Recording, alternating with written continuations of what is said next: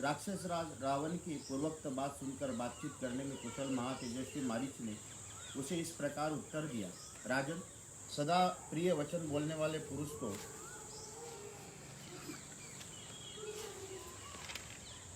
सर्वत्र सुलभ होते, परंतु जो अप्रिय होने पर भी हितकर हो, ऐसी बात कहने और सुनने वाले दोनों ही दुर्लभ है। तुम कोई गुप्तचर तो रखते नहीं और तुम्हारा हृदय भी बहुत ही चंचल है, तथा निश्चय तुम रामचंद्र जी को बिल्कुल नहीं जानते। वो पराक्रमोचित गुणों से बहुत बड़े और चढ़े तथा इंद्र और वरुण के समान है। तात, मैं तो यही चाहता हूँ समस्त राक्षसों का कल्याण हो। कहीं ऐसा न हो कि श्री रामचंद्र जी अत्यंत कुपित हो, समस्त लोगों के राक्षसों से शून्य कर दे। जनक नंदिनी, सीता तुम्हारे जीवन का अंत करने के लिए तो नहीं उत्पन्न हुई। कहीं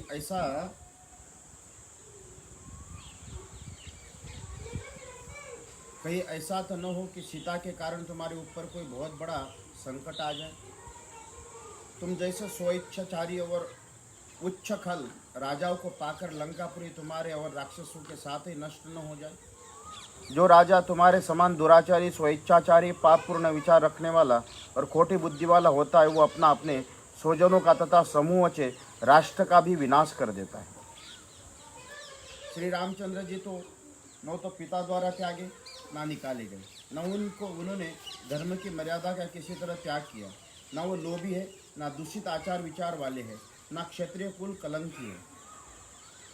कौशल्या का आनंद बढ़ाने वाले श्री राम धर्म संबंधी प्राणों के प्रति तीखा नहीं है, वो सदा समस्त प्राणियों के हित में ही तत्पर रहते हैं। रानी कैकेयी ने पिता को धोखे में डालकर मेरे वनवास का वर मांग लिया।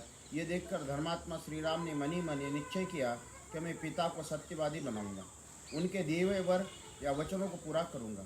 इस निश्चय के अनुसार वो स्वयं ही वन को चल दिए।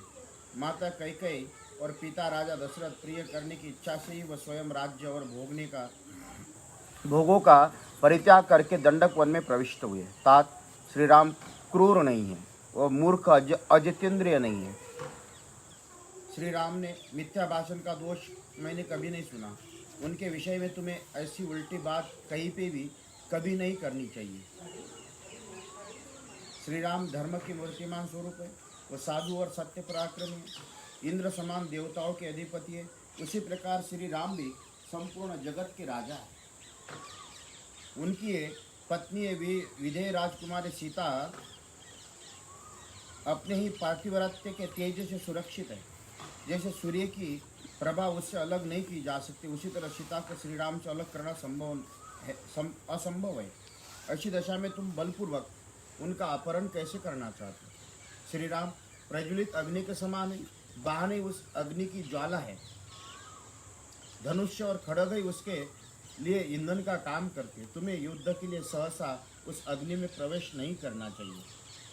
तात, धनुष्य जिसका फैला हुआ दीप्तिमान मुख, बाण ही प्रभा, अमरशे से भरा हुआ धनुष्य और बाण धारण किए खड़ा है, रवश्वस्ति के स्वभाव का परिचय देता है और शत्रु सेना के प्राण लेने में समर्थ है।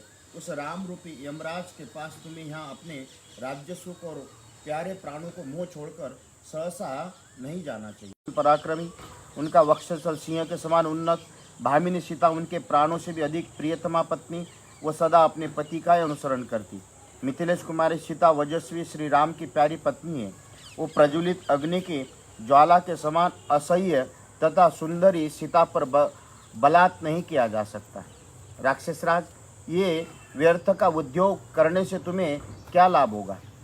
जिस दिन युद्ध में तुम्हारे ऊपर श्री राम की दृष्टि पड़ जाए, उसी दिन तुम अपने जीवन का अंत समझना।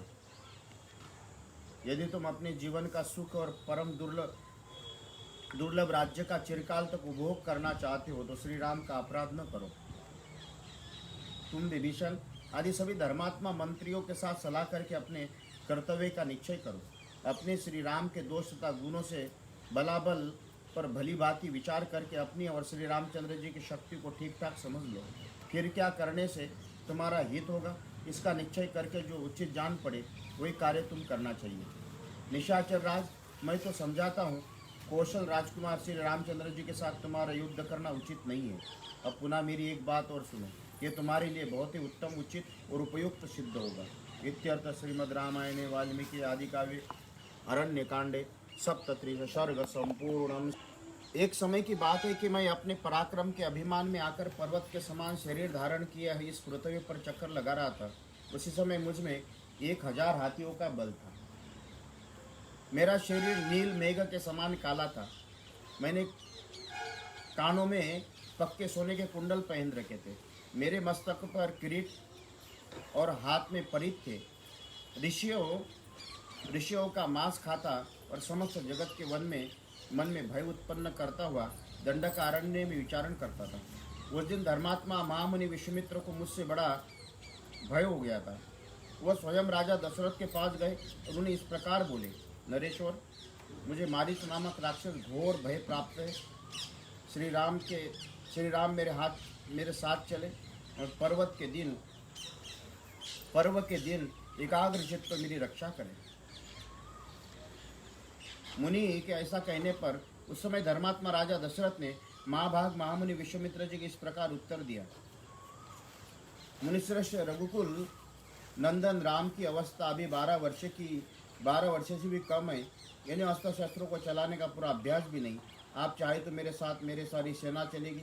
मैं चतुरंगिनी सेना के साथ स्वयं ही चलकर आपकी इच्छानुसार उस शत्रु पर निशाचर का वध करूंगा।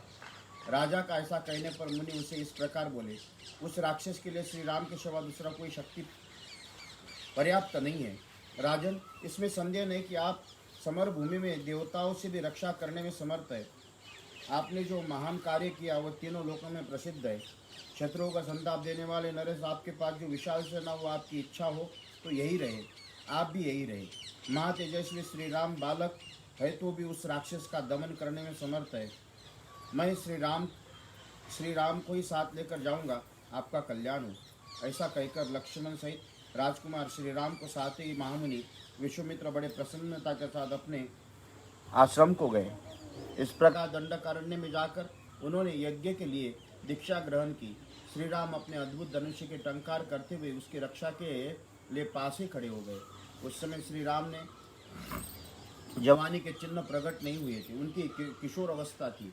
एक शोभाशाली बालक में रूप में दिखाई देते थे। उनके श्री अंग का रंग सावला, आंखें बड़ी सुंदर और वे एक वस्त्र धारण किए हाथ में धनुष्य लिए सुंदर शिखा और सोने के हार से सुशोभित थे। उस समय अपने उद्दीप्त तेज के दंडकारण्य की शोभा बढ़ाते हुए श्री रामचंद्र नवोदित बालचंद्र के समान दृष्टि गोचर होते थे। इधर मैं भी मेघ के समान काले शरीर बड़े घमंड के साथ उस आश्रम पर भीतर घुसा। मेरे कान में तपाए हुए स्वर्ण के कुंडल झलमला रहे थे। मैं बलवान तो था ही, मुझे वरदान भी मिल चुका था। देवता भी मुझे मार नहीं सकेंगे। भीतर प्रवेश करते ही श्री रामचंद्र जी की दृष्टि मुझ पर पड़ी। मुझे देखते उन्होंने सहसा धनुष्य उठा लिया और बिना किसी घबराहट के उस पर डोरी चढ़ा दी। मैं मोहवश श्री रामचंद्र जी को ये बालक है ऐसा समझकर उनकी अवहेलना करता हुआ बड़ी तेजी के साथ विश्वामित्र की उस यज्ञ वेदी की ओर दौड़ा। इतने में श्री राम ने एक ऐसा तीखा बाण छोड़ा जो शत्रु का संहार करने वाला था, परंतु उस बाण की चोट खाकर मैं मरा नहीं, 100 योजन दूर समुद्र में आकर गिर पड़ा। तात वीर श्री रामचंद्र जी उस समय मुझे मारना नहीं चाहते थे, इसलिए मेरी जान बच गई। उनके बाण के वेग से मैं भ्रांत चित्त होकर दूर फेंक दिया गया और समुद्र के गहरे जल में गिरा। तात दीर्घ काल के पश्चात जब मुझे चेत हुआ तब मैं लंकापुरी में गया। इस प्रकार उस समय मैं मरने से बचा। अनायास ही महान कर्म करने वाले श्री राम उन दिनों वही बालक थे और उन्हें अस्त्र चलाने का पूरा अभ्यास भी नहीं था। तो उन्होंने मेरे उन सहायकों को मार गिराया जो मेरे साथ गए थे। इसलिए मेरे मना करने पर भी यदि तुम श्री राम के साथ विरोध करोगे तो शीघ्र ही घोर आपत्ति में पड़ जाओगे। अंत में अपने जीवन से भी हाथ धो बैठोगे। खेलकूद भोग विलास के क्रम को जानने वाले तथा सामाजिक उत्सवों को ही देखकर दिल बहलाने वाले राक्षसों के लिए तुम संताप और अनर्थ मौत मत बुलाओ। मिथिलेश कुमारी, सीता के लिए तुम्हें धनियों की अट्टालिकाओं का तथा राजभवनों से भी भरी हुई एवं नाना प्रकार के रत्नों से विभूषित लंकापुरी का विनाश भी अपनी आंखों से देखना पड़ेगा। जो लोग आचार विचार से शुद्ध हैं और पाप या अपराध नहीं करते, वे भी यदि पापियों के संपर्क में चले जाए तो दूसरों के पापों को ही नष्ट हो जाते हैं। जैसे सांप वाले सरोवर में निवास करने वाली मछलियां उन सर्प के साथ ही मारी जाती है। तुम देखोगे कि जिनके अंग दिव्य चंदन से चर्चित होते, दिव्य आभूषण से विभूषित रहते, राक्षस तुम्हारे ही अपराध के से मारे जाकर पृथ्वी पर पड़े हुए हैं। तुम्हें ये भी दिखाई देगा कि कितने ही निशाचरों की स्त्रियां हर ली गई। कुछ स्त्रियां साथ है, वह युद्ध में मरने से बचकर असहाय अवस्था में 10 दिशाओं में और भाग रहे। निसंदेह तुम्हारे सामने ये दृश्य भी आएगा कि लंकापुरी पर बाणों का जाल सा बिछ गया, वो आग की ज्वाला से घिर गई और उसका एक एक घर जलकर भस्म हो गया। राजन, पराई स्त्री के संसर्ग में बढ़कर दूसरा कोई महान पाप नहीं है। तुम्हारे अंतपुर में हजारों युवतियां स्त्रियां, उन अपनी स्त्रियों से अनुराग रखो, अपने कुल की रक्षा करो, राक्षसों का प्राण बचाओ, अपनी मान प्रतिष्ठा उन्नति राज्य प्यारे जीवन को नष्ट न होने दो। यदि तुम अपने सुंदर स्त्रियां मित्रों का सुख अधिक काल तक भोगना चाहते हो तो श्री राम का अपराध न करो। मैं तुम्हारी हितैषी सरहद हूँ। यदि मेरे बारंबार मना करने पर भी तुम हठपूर्वक सीता का अपहरण करोगे तो तुम्हारी सारी सेना नष्ट हो जाएगी। तुम श्री राम के बाणों से अपने प्राण गवाकर बंधु बांधवों के साथ यमलोक की यात्रा करोगे। इत्यर्थ श्रीमद् रामायणे वाल्मीकि आदि काव्ये अरण्य कांडे अष्टत्रिसर्ग संपूर्ण। रामचंद्र जी के हाथ से जीवित बच गया। उसके बाद इन दिनों जो घटना घटित हुई उसे भी सुन लो। श्री राम ने मेरी वैसी दुर्दशा कर दी थी तो मैं भी उनके विरोध से बाज नहीं आए। एक दिन मृग रूपधारी जो राक्षसों के साथ मैं भी मृग का ही रूप धारण करके दंडक वन में गया। मैं महान बलशाली तो था ही, मेरी जीभ आग के समान उद्दीप्त हो रही थी, दाढ़ी भी बहुत सी बड़ी थी, सिंह तीखे और महान मृग का रूप मांस खाता हुआ दंडकारण्य में विचरते लगा। रावण, मैं अत्यंत भयंकर रूप धारण किए अग्निशाला में, जलाशय के घाटों पर तथा देव वृक्षों के नीचे बैठे हुए तपस्वी जनों को तिरस्कृत करता हुआ सब ओर से विचरण करने लगा। दंडकारण्य के भीतर धर्मानुष्ठान में लगे हुए तापसों को मारकर उनका रक्त पीना, मांस खाना, यह मेरा काम था। मेरा स्वभाव तो क्रूर था। मैं ऋषियों का मांस खाता, वन में विचरण वाले प्राणियों को डराता, रक्तपान करके मतवाला वो दंडक वन में घूमने लगा। इस प्रकार उस दंडक अरण्य में विचरता धर्म व धर्म को कलंकित करने वाला मैं मारीच, तापस धर्म का आश्रय लेने वाले श्री राम, विजय नंदिनी महाभाग सीता तथा मिताहारी तपस्वी के रूप में समस्त प्राणियों के हित में तत्पर रहने वाले महारथी लक्ष्मण के पास जा पहुंचा। वन में आए हुए महाबली श्री राम को ये तपस्वी है ऐसा जानकर उनकी अवहेलना करके मैं आगे बढ़ा। पहले के बैर का बारंबार स्मरण करके अत्यंत कुपित तो उनकी ओर दौड़ा। उस समय मेरी आकृति मृग के ही समान थी, मेरे सींग बड़े तीखे थे। उनके पहले प्रहार को याद करके मैं उन्हें मार डालना चाहता था। मेरी बुद्धि शुद्ध न होने के कारण मैं उनकी शक्ति और प्रभाव को भूल सा गया। हम तीनों को आते देख श्री राम के अपने विशाल धनुष्य को खींचकर 3 पहने बांध छोड़े, जो गरुड़ और वायु के समान शीघ्रगामी शत्रुओं का प्राण लेने वाले थे। झुकी हुई गांठ वाले सब तीनों बांध व वज्र के समान दुस्सह अत्यंत भयंकर रक्त पीने वाले एक ही साथ हमारी ओर आए। मैं तो श्री राम के पराक्रम को जानता था, पहले एक बार उनके भय का सामना कर चुका था, इसलिए श्रद्धापूर्वक उछलकर भाग निकला। भाग जाने से मैं तो बच गया, किंतु मेरे दोनों साथी राक्षस मारे गए। इस बार श्री राम ने बाण से किसी तरह छुटकारा पाकर मुझे नया जीवन मिला। तभी से संन्यास लेकर समस्त दुष्कर्मों का परित्याग करके स्थिर चित्त हो योग अभ्यास में तत्पर तपस्या में लग गया हूँ। जब मुझे एक वृक्ष के चीर काला मृग चर्म धनुष्य धारण के श्री राम दिखाई देते, जो मुझे पाशधारी यमराज के समान प्रतीत होते।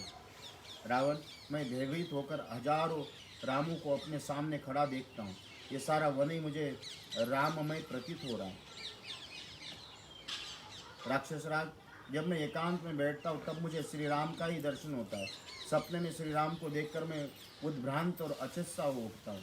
रावण, मैं राम से इतना भयभीत हो गया हूँ कि रत्न और रथ आदि जितने भी रकाराधिक नाम है वो मेरे कानों में पड़ते ही मन में भारी भय उत्पन्न हो जाता है। मैं उनके प्रभाव को अच्छी तरह जानता हूँ, इसलिए कहता हूँ श्री राम के साथ तुम्हारा युद्ध करना कदापि उचित नहीं है। रघुकुलनंदन श्री राम राजा बलि अथवा नमुचिका भी वध कर सकते हैं। रावण, तुम्हारी इच्छा हो तो रणभूमि में श्री राम के साथ युद्ध करो अथवा उन्हें क्षमा कर दो, किंतु यदि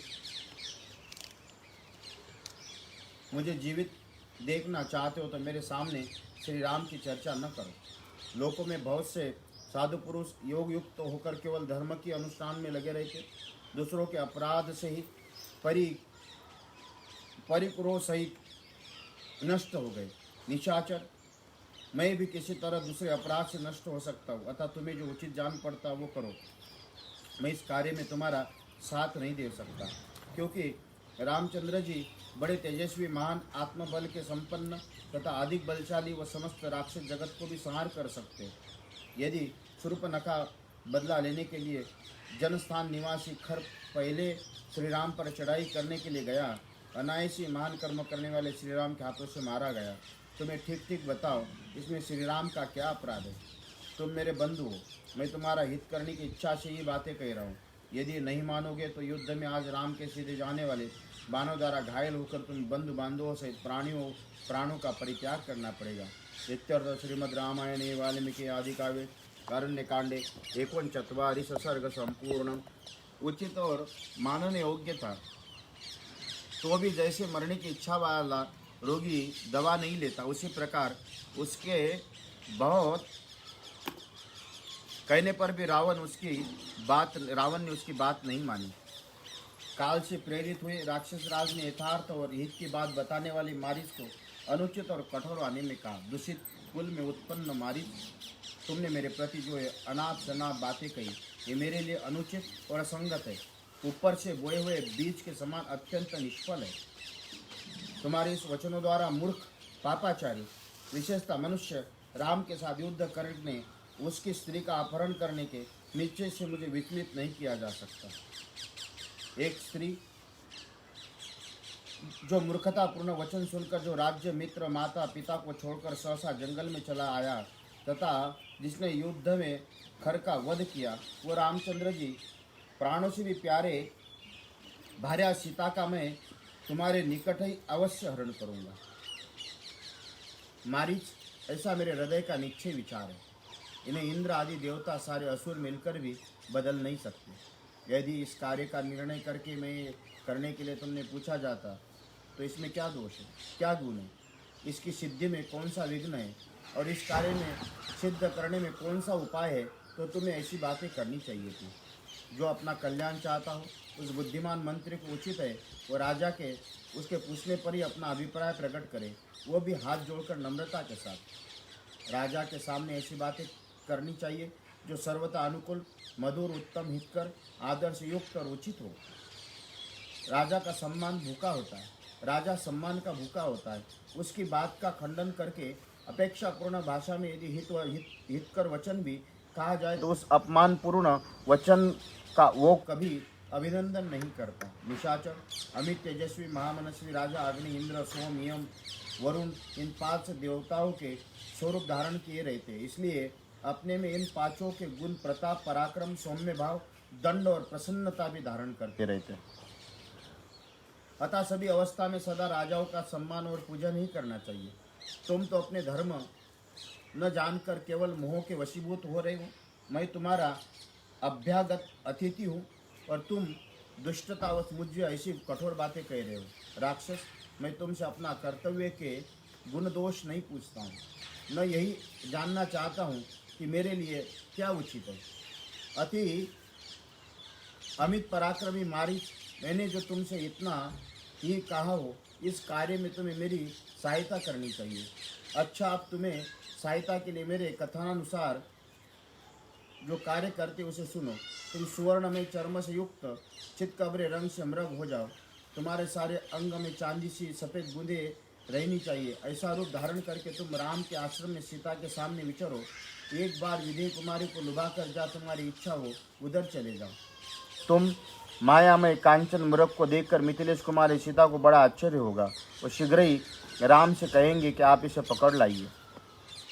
जब राम तुमने पकड़ने के लिए आश्रम से दूर चले जाए। तुम भी दूर तक जाकर श्री राम को बोली में अनुरूप ठीक उसी स्वर में हाँ सीते हाँ लक्ष्मण कहकर पुकारना। तुम्हारा उस पुकार को सुनकर सीता की प्रेरणा से सुमित्रा कुमार लक्ष्मण भी स्नेहवश घबराए हुए अपने भाई के मार्ग का अनुसरण करेंगे।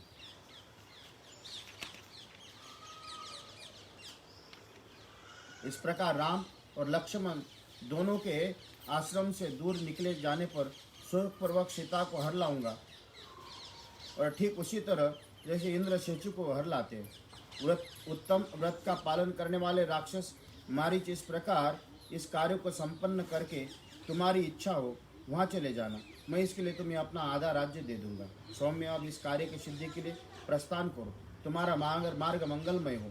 मैं रथ पर बैठ दंडक वन तुम्हारे पीछे पीछे चलूंगा। राम को धोखा देकर बिना युद्ध के ही सीता को अपने हाथ में करके कृतार्थ हो जाऊंगा। तुम्हारा साथ ही लंका को लौट चलूंगा। मारीच, यदि तुम इनकार करोगे तो तुम्हें अभी मार डालूंगा। मेरा ये कार्य तुम्हें अवश्य करना है। मैं बल प्रयोग करके ही तुमसे ये बात कराऊंगा। राजा के प्रतिकूल चलने वाला पुरुष कभी सुखी नहीं होता है। राम के सामने जाने पर तुम्हारे प्राण जाने का संदेह मात्र है, परंतु मेरे साथ विरोध करने पर तो आज ही तुम्हारी मृत्यु निश्चित है। इस बात पर बुद्धि लगाकर भली भांति विचार कर लो। इसके बाद यहाँ जो हित कर जान पड़े उसे ही उसी प्रकार करो। इत्यर्थ श्रीमद् रामायणे वाल्मीकि आदि काव्ये अरण्य कांडे 44 सर्ग संपूर्णम। सियावर राम। राजा की भांति उसे ऐसा प्रतिकूल आज्ञा दी। तब मारीच ने निशंक होकर उस राक्षस राज से कठोर वाणी में कहा, निशाचर, किस पापी ने तुझे पुत्र, राज्य और मंत्रियों सहित तुम्हारे विनाश का ये मार्ग बताया? राजन, ऐसा कौन पापाचारी है जो तुम्हें सुखी देखकर प्रसन्न नहीं हो रहा? किसने युक्ति से तुम्हें मौत के द्वार पर जाने की सलाह दी? निशाचर, आज ये बात स्पष्ट रूप से ज्ञात हो। तुम्हारे दुर्बल शत्रु तुम्हें किसी बलवानों से भिड़ाकर नष्ट होते देखना चाहते। राक्षस राज, तुम्हारे हित का विचार रखने वाले नीच तुम्हें ये पाप करने का उपदेश दिया।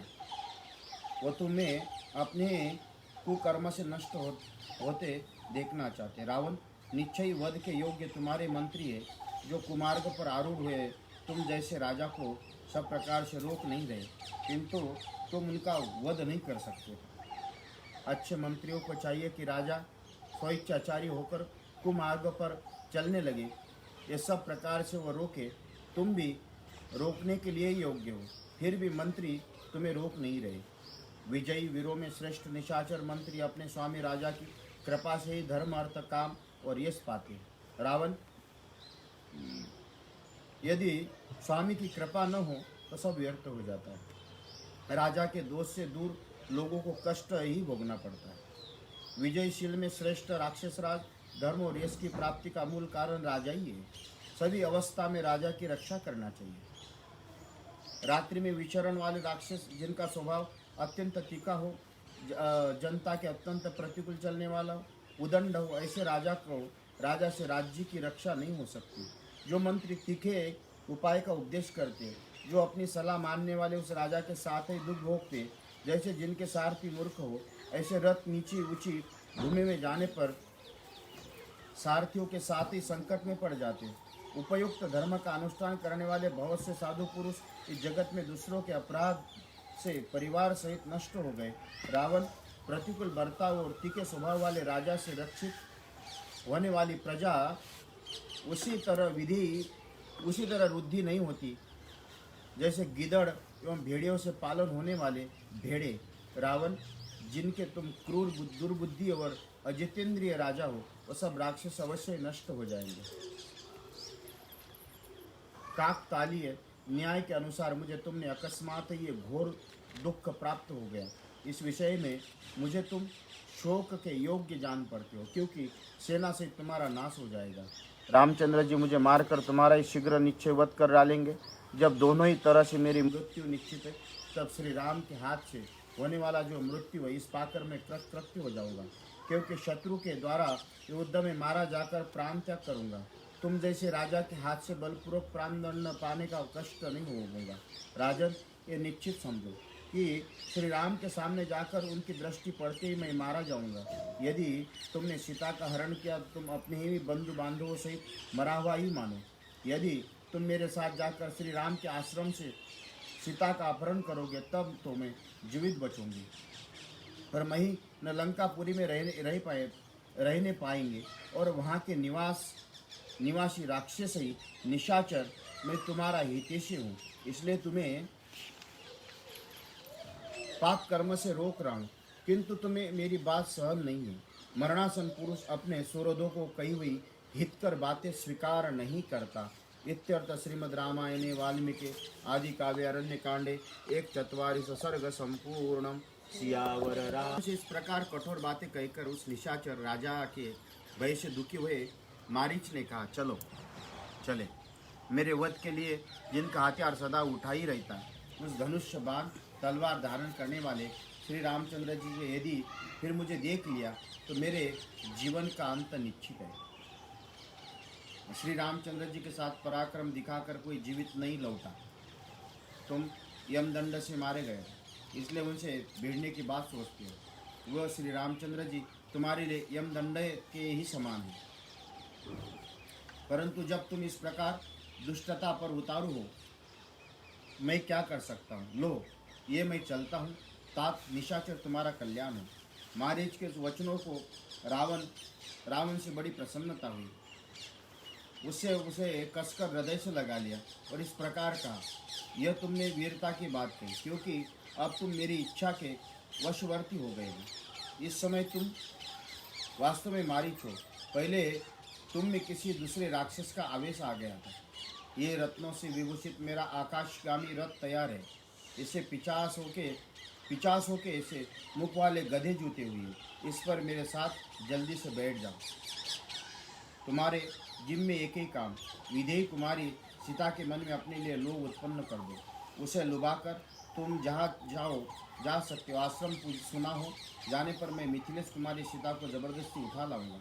तब ताड़का कुमार मारीच ने रावण से कहा, तथास्तु, ऐसा ही हो।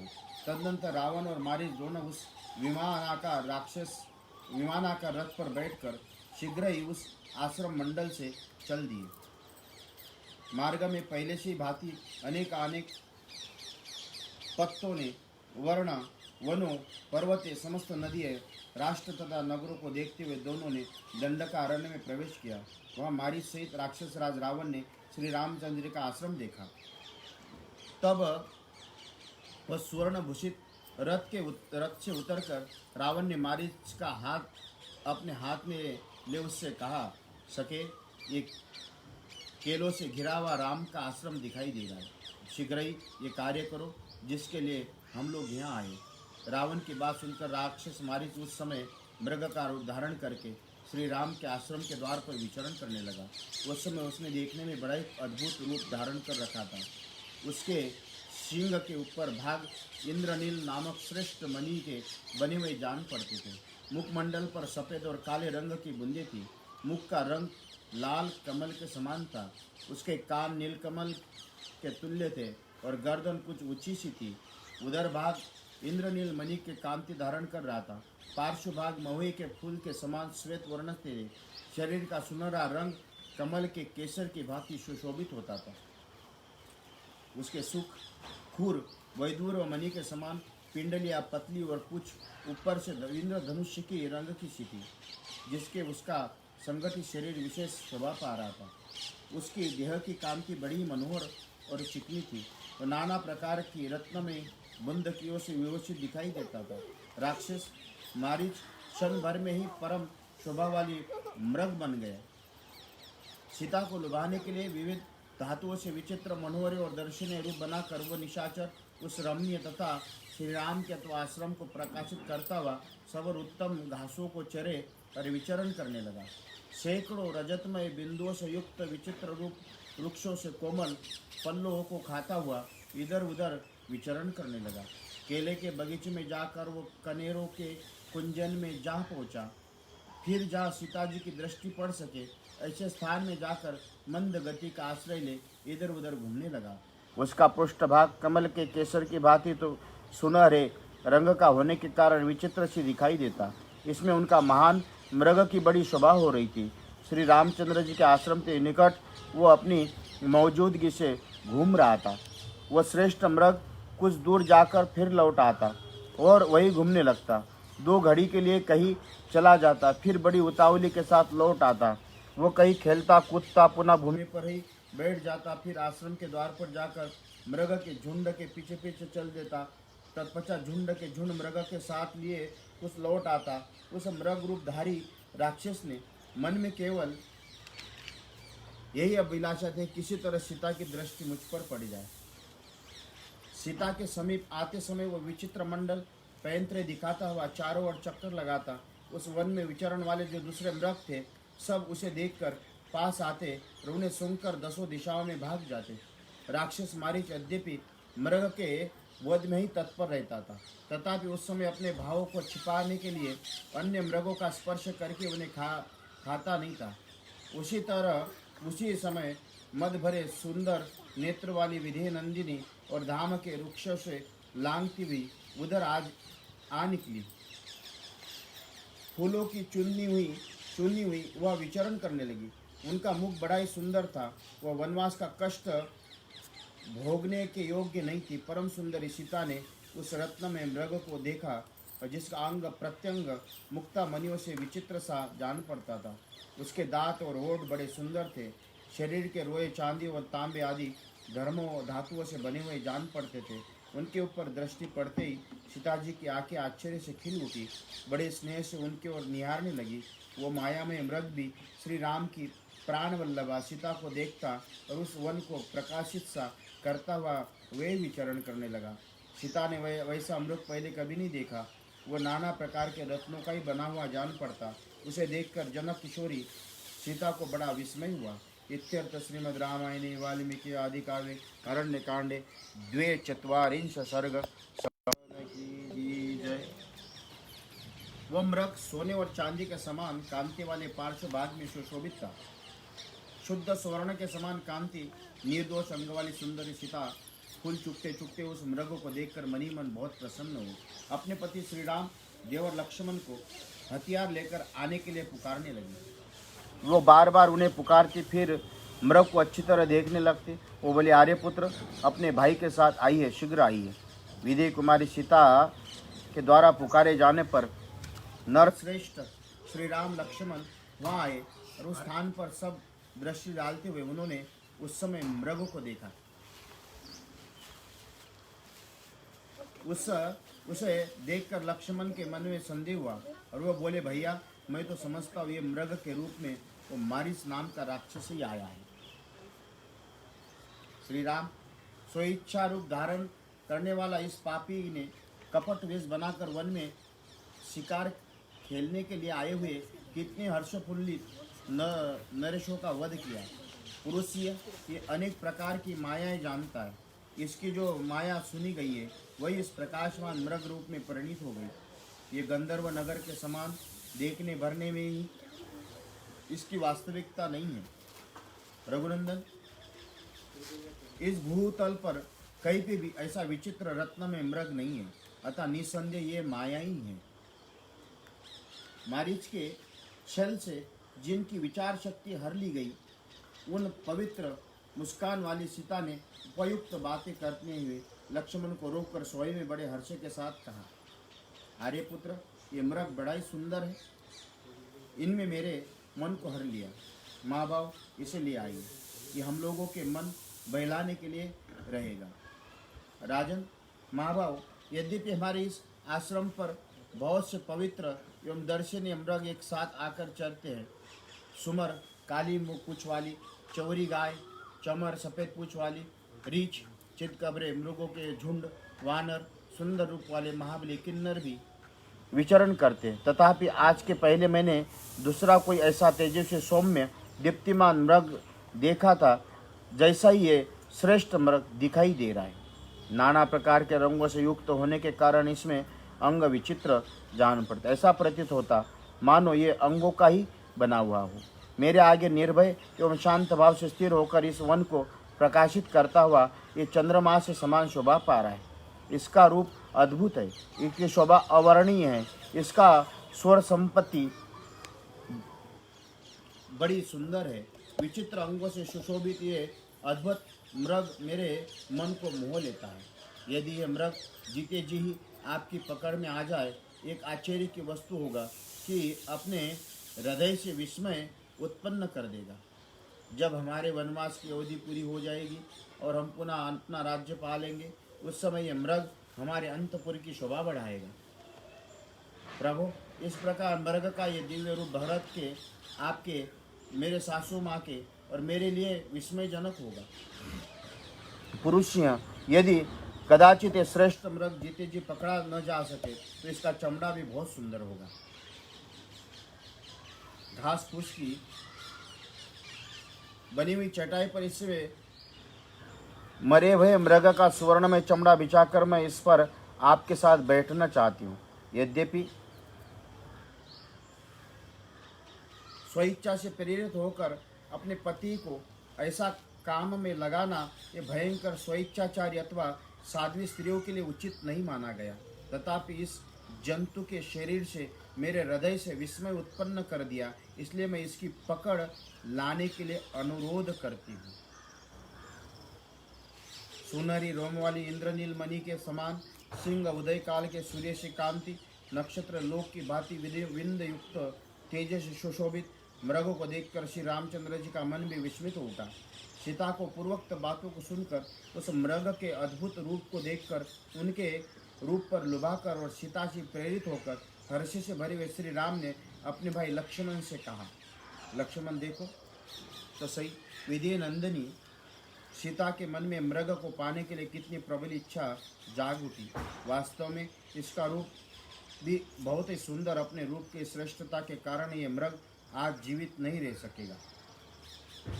सुमित्रानंदन देवराज इंद्र के नंदन वन और कुबेर के चैत्र रथ वन में भी कोई ऐसा मृग नहीं होगा जो इसकी समानता कर सके।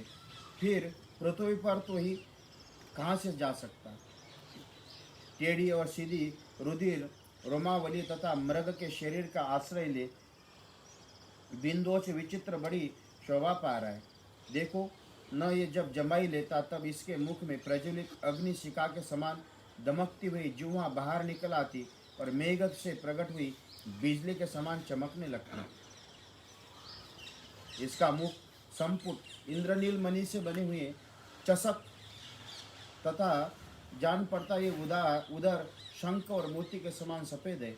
ये अवर्णीय मृग किसके मन को नहीं लुभाएगा। नाना प्रकार के रत्नों से विभूषित इसके सुनहरी प्रभाव वाले दिव्य रूप को देखकर किसके मन में विस्मय नहीं होगा। लक्ष्मण, राजा लोग बड़े वन में मृगया खेलते समय मांस के लिए शिकार खेलने का और पूरा शौक पूरा करने के लिए धनुष हाथ में लेकर मृगों को मारते। मृगया के उद्योग से राजा लोग विशाल वन में धन की संग्रह करते, क्योंकि वहाँ मणि, रत्न, सुवर्ण आदि से युक्त नाना प्रकार से धातुएं उपलब्ध होती है। लक्ष्मण, कोशी की रुद्धा करने वाले ये वन धन्य मनुष्य के लिए अत्यंत उत्कृष्ट होता। ठीक उसी प्रकार जैसे ब्रह्म भाव को प्राप्त हुए पुरुष के लिए मन के चिंतन मात्र से प्राप्त हुई सारी वस्तुएं अत्यंत उत्तम बनाई गई। लक्ष्मण, अर्थी मनुष्य जिस अर्थ का संपादन करने के लिए उसके प्रति आकृष्ट हो बिना विचार ही चल देता, उस अत्यंत आवश्यक प्रयोजनों को अर्थ साधने में चतुर एवं अर्थशास्त्र के ज्ञाता विद्वान अर्थ कहते हैं। इस रत्न स्वरूपा श्रेष्ठ मृग के बहुमूल्य सुनहरे चमड़े पर सुंदरी विधेरा जनक नंदिनी सीता मेरे साथ बैठेगी। कंदली कोमल ऊंचे चितकबरे नीलाग्रम वाले मृग विशेष प्रिय, कोमल ऊंचे चिकने घने रोम वाले मृग विशेष प्रवेश और छवि भेड़ की त्वचा भी स्पर्श करने में इनका कांचन मृग के छाल के समान कोमल सुखद नहीं हो सकती, ऐसा मेरा विश्वास है। यह सुंदर मृग जो दिव्य आकाशाचारी मृग, मृगशिरा नक्षत्र दोनों ही दिव्य मृग, इनमें एक तारा मृग और दूसरा मही मृग है। लक्ष्मण, तुम मुझसे जैसा कह रहे हो, यदि वैसा ही मृग है तो ये राक्षस की माया ही है, तो भी मुझे इसका वध करना ही चाहिए, क्योंकि अपवित्र दुष्ट चित्त वाले इस कुरुक्रमा मारीच ने वन में विचरते समय पहले अनेकानेक श्रेष्ठ मुनियों की हत्या की है। इसके मृगया के समय प्रकट होकर बहुत से माँ धनुर्धर नरेशों का वध किया, अतः इस मृग के रूप में इसका भी वध अवश्य करने योग्य है। इसी वन में पहले वातापी नामक राक्षस रहता था, जो तपस्वी महात्माओं का तिरस्कार करके कपटपूर्ण उपाय से उनके पेट में पहुंच जाता, और जैसे खच्चर को अपनी गर्भ का बच्चा नष्ट कर देता, उसी प्रकार उस ब्रह्म ऋषियों को नष्ट कर देता था। वो वातापी एक दिन दीर्घ काल के पश्चात लोभ तेजस्वी महामुनि अगस्त्य जी के पास जा पहुंचा और श्राद्ध काल में उनका आहार बनकर उनके पेट में पहुंच गया। श्राद्ध के अंत में जब वो अपना राक्षस रूप प्रकट करने की इच्छा करने लगा, उसका पेट फाड़ कर निकलने के आने की उद्यत हुआ, तब वातापी को लक्ष्य करके भगवान अगस्त्य मुस्कुराए और उसने इस प्रकार बोले, वातापे, तुमने बिना सोचे विचारे इस जीव जगत में बहुत से श्रेष्ठ ब्राह्मणों का आपने तेज से तिरस्कृत किया, इसी पाप से अब तुम पच गए। लक्ष्मण, जो सदा धर्म में तत्पर रहने वाले मुझ जैसे जितेंद्रिय पुरुष भी अतिक्रमण करे, उस मारीच का नाम राक्षसों को भी वातापी के समान ही नष्ट ही हो जाना चाहिए। जैसे वातापी अगस्त्य के द्वारा नष्ट हुए, उसी प्रकार ये मारीच अब मेरे सामने आकर अवश्य ही मारा जाएगा। तुम अस्त्र कवच आदि से सुसज्जित हो जाओ, यहाँ सावधानी के साथ मिथिलेश कुमारी की रक्षा करो। रघुनंदन, हम लोग जो आवश्यक कर्तव्य वह सीता की रक्षा के अधीन है। मैं इस मृग को मार डालूंगा अथवा इसे जीता ही पकड़ लाऊंगा। सुमित्रा कुमार लक्ष्मण, देखो इस मृग का चर्म हस्तगत करने के लिए विजय नंदिनी को कितनी उत्कंठा हो रही, इसलिए तुम मृग को ले आने के लिए ही मैं तुरंत ही जा रहा हूँ। इस मृग को मारने का प्रधान हेतु है कि इसके चमड़े को प्राप्त करना, आज इसी के कारण ये मृग जीवित नहीं रह सकेगा। लक्ष्मण, तुम आश्रम पर रहकर सीता के साथ सावधान रहना, सावधानी के साथ तब तक इसकी रक्षा करना जब तक कि मैं एक ही बाण से इस चितकबरे मृग को मार नहीं डालूं। मारने के पश्चात इस चमड़े को लेकर मैं शीघ्र ही लौट आऊँगा। लक्ष्मण बुद्धिमान पक्षी गृध्राज जटायु बड़े बलवान और सामर्थ्यशाली है, उनके साथ ये सदा सावधान रहना। मिथिलेश कुमारी सीता को अपने संरक्षण में लेकर प्रतिक्षण सब दिशाओं से रहने वाले राक्षसों की ओर से चौकन्ने रहना। इत्यर्थ श्रीमद् रामायणे वाल्मीकि आदि काव्ये अरण्यकांडे 3 सर्ग संपूर्ण। राम राम राम हरे।